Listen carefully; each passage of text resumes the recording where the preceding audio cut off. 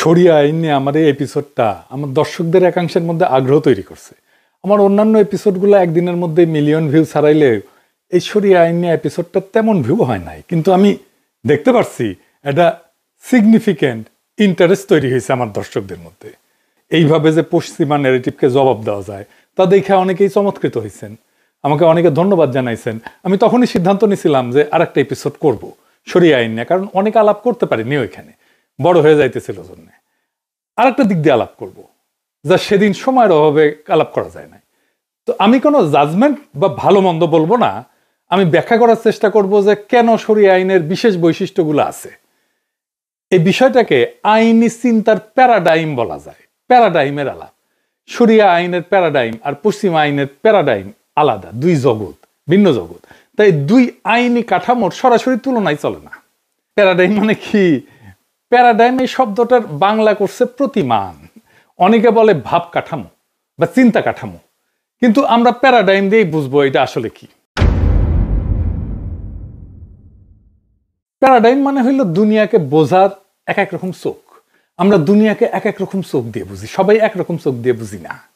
যেমন ধরেন, আপনি যদি লাল কাচের চশমা পরেন তাহলে সবকিছু লাল দেখবেন, আবার যদি সবুজ চশমা পরেন তাহলে সবকিছু সবুজ দেখবেন। এই চশমার রংটাই হইল প্যারাডাইম। আপনি কি দিয়ে দেখতেছেন, কেমন করে দেখতেছেন।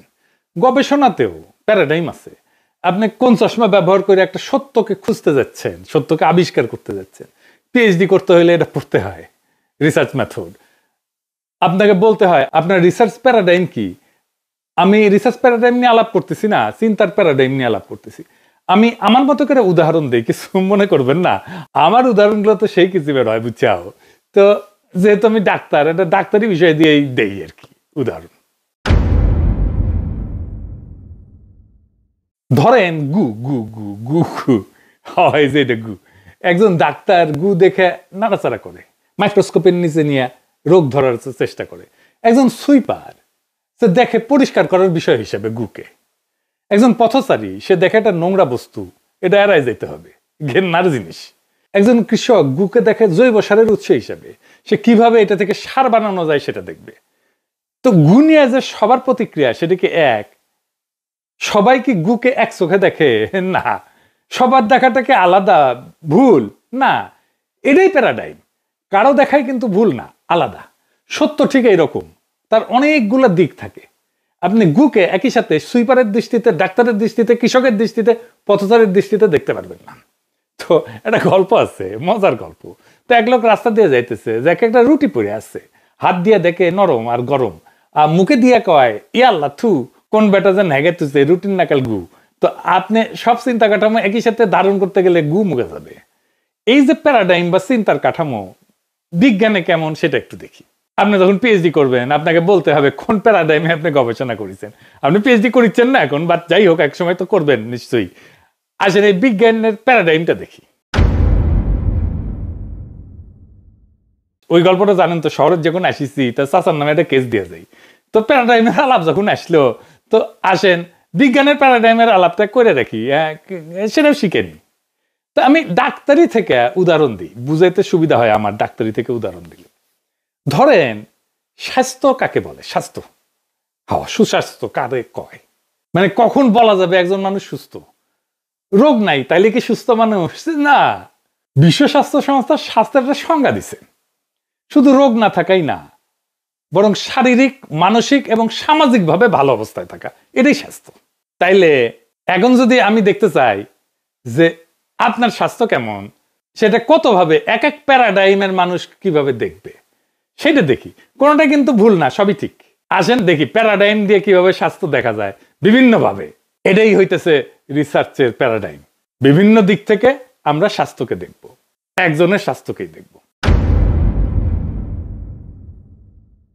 প্রথমে হইতেছে পজিটিভিস্ট প্যারাডাইম। তো এই পজিটিভিস্ট প্যারাডাইমে যারা বিশ্বাস করে তারা মনে করে সত্য মাপা যায়, সংখ্যায় ধরা যায়, গোনা যায়। মানে স্বাস্থ্য মানে শরীরের জৈবিক দিক, রক্তচাপ কেমন আছে এটা মাপা যায়, ব্লাডের সুগার কেমন আছে এটা মাপা যায়, লিভারের এনজাইম কেমন আছে এটাও মাপা যায়। তো রক্ত পরীক্ষা করলাম, স্ক্যান করলাম, করে সব রিপোর্ট যদি নর্মাল থাকে তাহলে বলবো সুস্থ, তাই না? 2 নাম্বার পোস্ট পজিটিভিস্ট প্যারাডাইম। এরা কয় যে সত্যকে পুরোপুরি ধরা যায় না, শুধু আনুমানিকভাবে বোঝা যায়। ধরেন বললে যে রিপোর্ট জরুরি, কিন্তু অনিশ্চয়তা আছে। আপনি পরীক্ষা নিরীক্ষা করলেন, কিন্তু আপনি নিশ্চিতভাবে বলতে পারবেন না যে আসলেই তার স্বাস্থ্য ভালো আছে। নর্মাল আসলেও কভার পারবেন না, কইতে পারবেন সম্ভবত সুস্থ, তবে 100% নিশ্চিত না। 3 নাম্বার হইতেছে কনস্ট্রাকটিভ প্যারাডাইম, মানে সত্য একটা না, প্রত্যেকের নিজের অভিজ্ঞতা দিয়ে স্বাস্থ্যকে সংজ্ঞায়িত করে। যেমন ধরেন, স্বাস্থ্য শুধু রিপোর্টে নাই, মানুষ নিজে কেমন বোধ করতেছে, আপনার কি ভালো লাগিচ্ছে, শরীর ভালো আছে, ভালো লাগিচ্ছে, সুস্থ বোধ করছেন, কেমন অভিজ্ঞতা আপনার, সেটা গুরুত্বপূর্ণ। মানে আপনার রিপোর্ট সব ঠিক আছে, কিন্তু আপনি ভালো বোধ করছেন না, তাহলে কি আপনার স্বাস্থ্য ঠিক আছে? নাই তো। এরপরে 4 নাম্বার হইতেছে ক্রিটিক্যাল প্যারাডাইম, মানে ধরেন জ্ঞান এবং স্বাস্থ্য এটা নিরপেক্ষ না। মানে কি, মানে ধরেন ক্ষমতা, শোষণ, বৈষম্য দিয়ে নিয়ন্ত্রিত। স্বাস্থ্য মানে শুধু শরীর না, সমাজের ক্ষমতা, দারিদ্র্য, বৈষম্য সবকিছু স্বাস্থ্যকে প্রভাবিত করে। যেমন ধরেন আপনার টাকা নাই, আপনার যে পরীক্ষা করা দরকার ছিল সেই পরীক্ষাটা করা গেল না। আরেকজনের টাকা আছে, মেলা বড় বড় পরীক্ষা করা গেল, এবং ওই পরীক্ষায় দেখা গেল আপনার কিছু কিছু রোগ আছে, আর আপনার টাকা নাই, সব পরীক্ষা করতে পারলেন না। এরা কম পয়সার একটা পরীক্ষা করলেন, দেখলেন রিপোর্ট ঠিক আছে, তাইলে কি আপনার স্বাস্থ্য ঠিক আছে? নাই তো, কারণ আপনি তো সব পরীক্ষা করতে পারেন নাই, আপনার টাকাই নাই, তাই না?